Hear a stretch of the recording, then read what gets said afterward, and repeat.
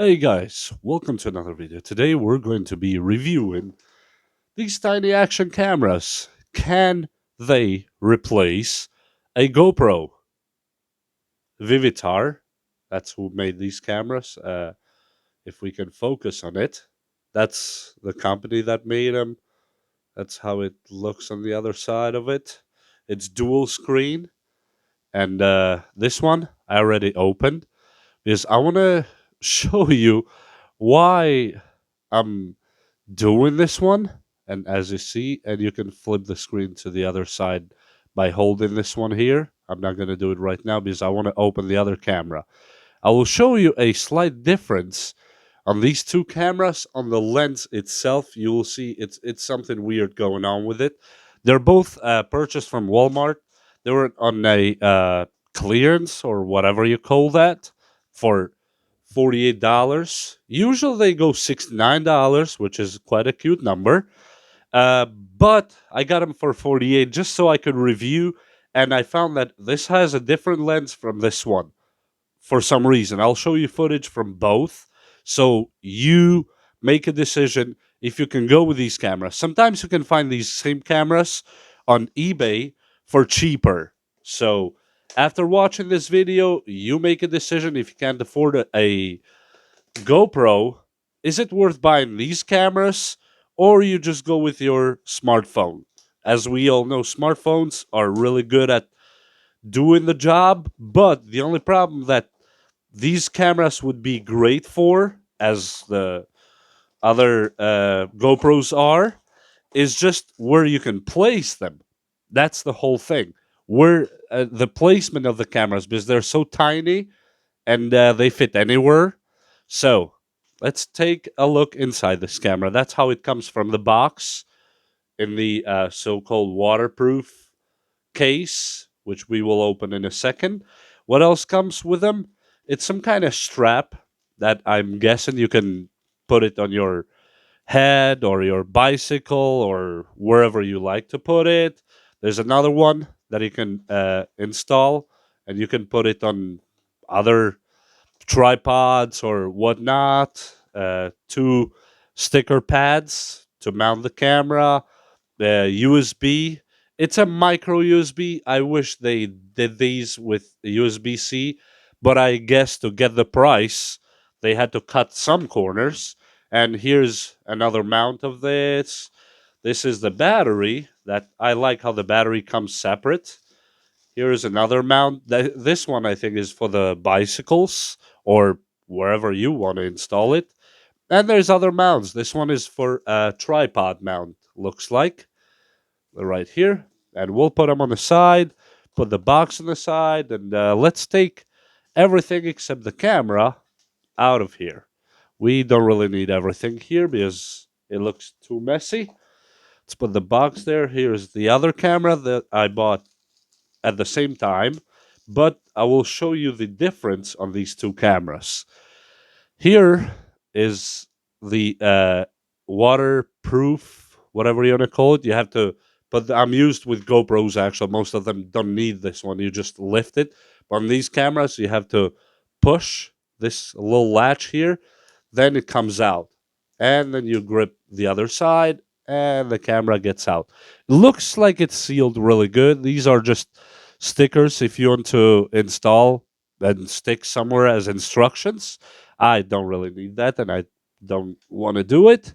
Let's put the cover on the side here. This is the camera. That's what you get on the box. So, what I want to show you here on the lens, hopefully I can make this camera focus on them. As you see, the lens is different. This is the one that we just opened. This is the one I bought, that I opened yesterday. And they were both bought on the same Walmart, same day, and they have the same exact number. As you see, that peeks out one of the lenses. It's very interesting to see how this one is going to film. So I'll show you footage from both and I will compare them both so you make a decision if this camera can make the work of a GoPro or at least nearby GoPro on a budget, I would call that. Let me take the stickers, which is always a pleasure. Let's open it up. That's where you would put your battery and the memory card. The micro SD card goes right there on the side, and the battery right there. Let me plug in the battery how it's supposed to go. It goes back in. Battery's in. Let's see if it has any juice on it left.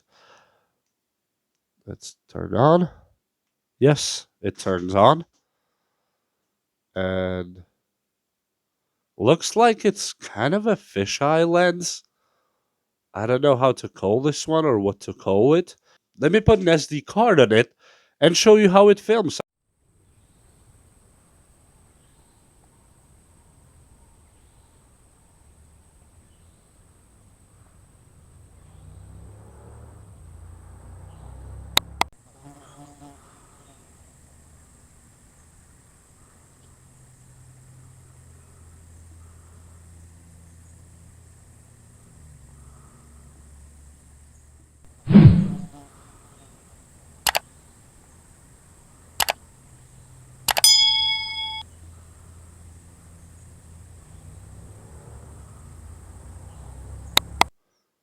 As you see, I'm at this moment going to start recording from this camera.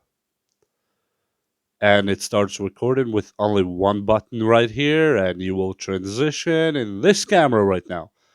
And as I'm recording, I'm testing how my audio sounds alongside with the video too. So let's see how the audio and video compared to the other one. As you see, here we go. And that was it for this test. Okay, and that was the comparison today from Vivitar action cameras.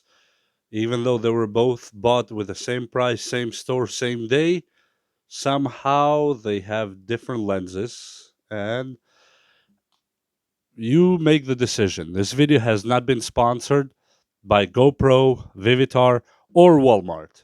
It is just I wanted to show to you, if you decide to go in a budget, that these cameras can possibly work.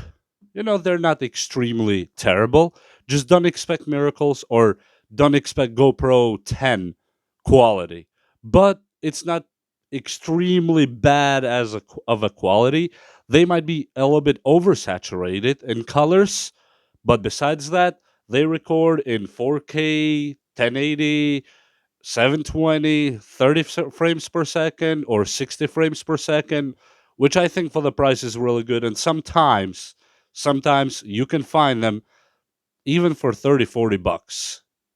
So if you want to give them a shot, you give them a shot. As per me right now, thank you for watching. If you want to like and subscribe, I would greatly appreciate that. If not, I still appreciate you stopping by and watching my video, and I hope it helps somebody out there make a decision. See you next time.